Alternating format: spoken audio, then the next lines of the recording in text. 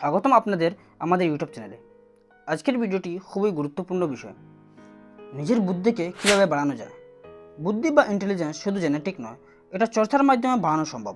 আজ আমরা সেই বিষয়গুলো নিয়ে কথা বলবো। বুদ্ধি বাড়ানোর 5টি উপায়। প্রথম উপায় হলো নতুন কিছু শেখা। প্রতিদিন কিছু না কিছু নতুন শিখলে আমাদের মস্তিষ্ক সক্রিয় থাকে। এটা হতে পারে নতুন ভাষা, নতুন কোনো দক্ষতা বা কোনো নতুন বিষয় সম্পর্কে জ্ঞান অর্জন করা। নতুন কিছু শিখলে আমাদের নিউরনগুলো আরও সংযুক্ত হয়, যার ফলে বৃদ্ধি পায়। দ্বিতীয় উপায়, নিয়মিত বই পড়া। বই হচ্ছে জ্ঞানের ভাণ্ডার।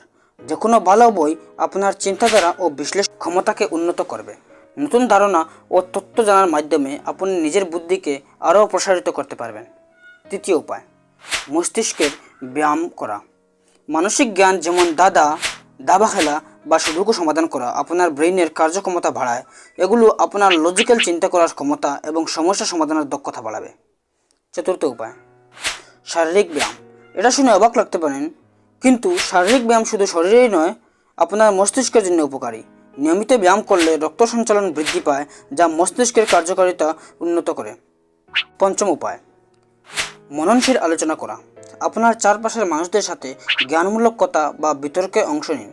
আপনার চিন্তাধারা শেয়ার করুন এবং অন্যের চিন্তাকে বুঝতে চেষ্টা করুন। এটা আপনার সমালোচনামূলক চিন্তাধারাকে সন্নিহিত করবে।